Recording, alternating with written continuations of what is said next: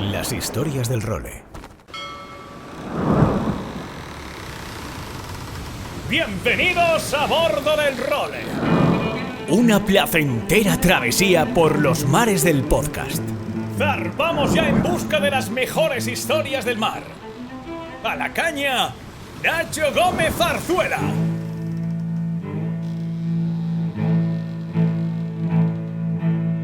La gran mayoría de las veces, quienes pasan a la historia son los vencedores. Es algo natural. Siguiendo esa teoría, el gran protagonista de este cuarto episodio del serial sobre la Copa América de las historias del Role debería ser Frank Osgood, que fue el primer defensor estadounidense que retuvo la Copa América. Además, en 2 ediciones consecutivas, en 1870 con el Magic y en 1871 con el Columbia. Sin embargo, no sé qué tiene esta competición que cuando buceas en su historia, en muchas ocasiones son mucho más atractivos los perdedores que los vencedores, como es el caso que nos ocupa en este capítulo. Lord James Ashbury fue el primer caballero inglés que intentó recuperar la jarra de las 100 guineas para el Imperio Británico y, pese a fracasar, fue quien apretó el gatillo en el pistoletazo de salida de la competición más antigua del mundo del deporte. Antes de contaros su historia, mientras estamos cómodamente amarrados en nuestro pantalón virtual de la Marina de Valencia, patrocinador de este podcast, vamos a contextualizar en qué momento aterriza Lord Ashbury en este serial. En el primer episodio dimos una visión panorámica de los 169 años de historia de la competición antes de meternos en harina. En el segundo capítulo diseccionamos la regata de 1851 que dio origen a la fenomenal competición que nos ocupa. En el tercero analizamos el Deed of Gift, que regula la competición desde hace siglo y medio, y en esta cuarta entrega vamos a recordar la primera defensa de la Copa América que tuvo lugar en Nueva York en 1870.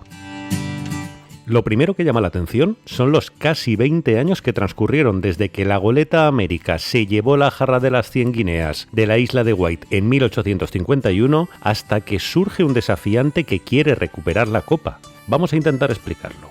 El primer elemento fundamental que motivó esta dilación es la exhibición que dio la goleta América en aguas inglesas. La victoria del velero americano había sido tan impactante que todos los armadores británicos se lo piensan muy mucho antes de intentar la machada. Hay que construir un velero rapidísimo con una tecnología nueva, cruzar el Atlántico y medirse a los pujantes estadounidenses. Y es que los ingleses podrían tener un punto arrogante por el potencial de su imperio, pero desde luego de tontos no tenían un pelo. Mientras los ingleses se hacían de rogar y miraban hacia otro lado, las ansias americanas por competir empiezan a generar eventos históricos, como la primera regata oceánica de la historia, llamada The Great Ocean Yacht Race. En 1866, 3 barcos estadounidenses midieron sus fuerzas en una regata desde Nueva York hasta la isla de Wight. Los armadores del Henrietta, el Fleetwing y el Vesta pusieron $30,000 cada uno, casi $500,000 trasladándolos a día de hoy, y el ganador se llevaría todo el botín. La victoria y la pasta se la llevó Gordon Bennett Jr. con el Henrietta. Bennett, que era el hijo del fundador del New York Herald, se llevó incluso a un periodista del diario de su padre a bordo para dar cumplida cuenta de su hazaña. También hubo una nota dramática, ya que 6 tripulantes del Fleetwing se fueron al agua y no pudieron rescatarlos, inaugurando así el triste palmarés de los fallecidos en regatas oceánicas.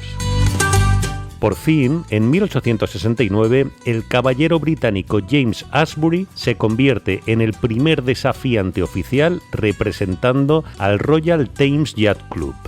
Ashbury había heredado el negocio ferroviario de su padre y su correspondiente fortuna, y ahora necesitaba posicionarse socialmente, un objetivo para el que la vela le venía como anillo al dedo. Ashbury le encargó en 1868 al diseñador naval Michael Ratchey que le hiciera una goleta de 108 pies y 227 toneladas de desplazamiento, el Cambria, con la que empezó a hacer regatas por la zona. El espaldarazo definitivo le llegó al ganar a un barco del New York Yacht Club, el Safo, en Cowes, que fue el hecho que le empujó al final a aspirar a recuperar la copa.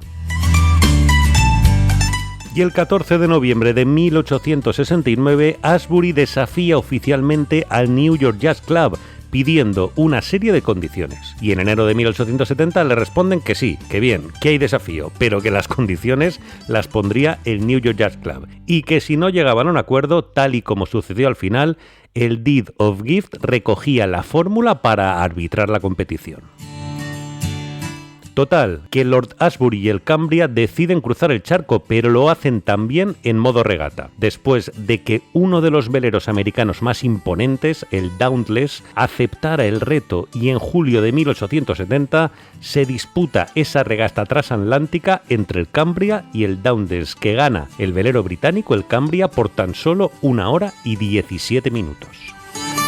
Con este espectacular aperitivo oceánico consumado y con los americanos un poco reticentes a devolver la jarra en bandeja, la primera defensa de la Copa América tiene lugar el 8 de agosto de 1870. El New York Yacht Club defiende su derecho a que haya unas condiciones similares a las que hubo en 1851 en la isla de White, en la que la Goleta América se enfrentó a una flota de 14 veleros ingleses. Por lo tanto, esa mañana se alinea en la línea de salida una flota de 17 goletas americanas contra el Cambria, en una prueba de 38 millas de recorrido entre Staten Island y el barcofaro Sandy Hook. Como dato curioso, entre los participantes estaba la propia goleta América, que había sido adquirida y remozada por la Armada estadounidense. De esta histórica regata también tenemos el enorme privilegio de contar con un testimonio directo, el de Ronald Coffin, el autor del libro que llevamos utilizando como referencia desde el primer episodio, ya que Coffin vio en directo desde el agua toda la acción. Ronald Coffin relata que el seguimiento de la regata fue tremendo, hablaba de unos 80.000 espectadores, 20.000 de ellos en el agua, y destacaba que toda la gente estaba animando a la goleta América, como es natural. Además, la América salió última, como pasó en 1851, pero remontó como una flecha en las primeras millas y montó segundo a 4 minutos del Magic en la primera referencia del recorrido. El citado Magic, líder de la prueba desde el inicio, medía 84 pies de eslora y desplazaba 112 toneladas, y era propiedad de Frank Osgood, un empresario del zinc y uno de los líderes del New York Yacht Club de la época. El Cambria pasó ese primer punto octavo a 24 minutos ya del Magic y encima tuvo problemas de roturas durante la prueba, por lo que hubo muy poca emoción durante la competición. Al final se impuso el Magic en un extraordinario tiempo para la época de 4 horas, 7 minutos y 54 segundos, ya que haciendo números con las 39 millas del recorrido, la media que hizo el Magic fue de alrededor de 10 nudos de velocidad. Segundo fue el Dauntless, el barco que perdió el cruce transatlántico ante el Cambria y que quedó en esta ocasión a solo 90 segundos del Magic. La goleta América fue cuarta y el Cambria acabó en una decepcionante 10ª posición. Pese a la derrota, Lord Ashbury obtuvo parte del premio que buscaba en forma de reconocimiento social, ya que fue tratado a cuerpo de rey tras la regata, navegó posteriormente hasta Newport y recibió incluso la visita del presidente de los Estados Unidos.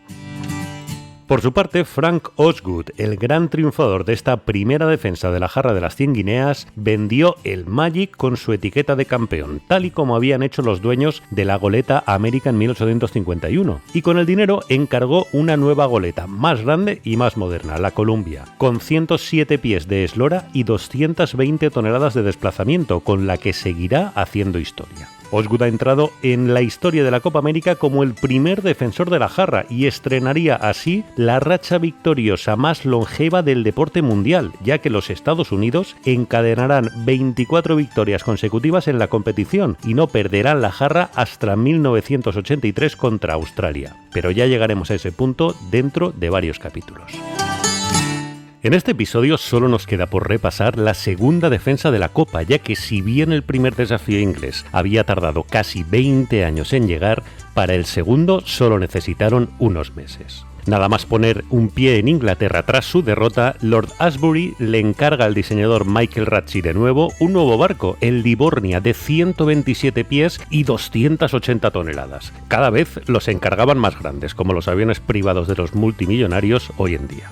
Poco más de un año después de la regata de 1870 y tras intercambiar la correspondencia habitual entre desafiante y defensor, Lord Ashbury cruzaba de nuevo el Atlántico con su flamante Livornia dispuesto a plantar batalla, esta vez de verdad. Y lo primero que exige es no tener que enfrentarse a una armada compuesta por múltiples enemigos, como había pasado en las 2 ediciones anteriores, sino poder medirse en un match race, barco contra barco, al mejor velero de los americanos. Y curiosamente, los neoyorquinos se lo conceden, aunque con un matiz. La disputa de la Copa América será una serie al mejor de 7 regatas, es decir, al primero que gane 4. Y el New York Yacht Club podrá elegir cada mañana de entre un abanico de 4 barcos diferentes. Con esta ventaja, el favoritismo estadounidense era de nuevo abrumador, y al final los americanos solo necesitaron utilizar 2 barcos para retener la jarra de las 100 guineas. El nuevo y flamante Columbia de Frank Osgood, que ganó 3 regatas, y el Sappho, que ganó la 4ª. Asbury, eso sí, no lo puso fácil, ya que ganó la 3ª manga y se volvió a Inglaterra muy cabreado con la derrota. El británico afirmaba que en la 2ª manga merecía la victoria por un incidente que hubo en el recorrido y que fue desestimada su protesta, y además que en la 6ª y 7ª mangas los americanos no se presentaron, por lo que la jarra, si sumáramos esas 3 regatas, debería ser suya. Al final, la sensación de maltrato con la que Asbury finalizó su histórico periplo en la competición abrió otro prolongado periodo en el que los ingleses no quisieron volver a competir, ya que sentían que no iban a recibir un trato justo. Por lo tanto, vamos a aprovechar ese break temporal histórico para poner el punto y final a este 4º episodio y emplazaros a la semana que viene para conocer la entrada del tercer actor principal en esta histórica obra, Canadá. Y solo me queda de recordar que si queréis recibir en vuestro correo electrónico todos los episodios nuevos del Role todos los sábados, enviamos una newsletter con todo el contenido nuevo que ya sabéis que sacamos en todas las plataformas los sábados. Os metéis en nuestra página web, elrole.com, allí nos dejáis vuestro mail y os enviaremos todas las actualizaciones en la newsletter. Hasta la semana que viene.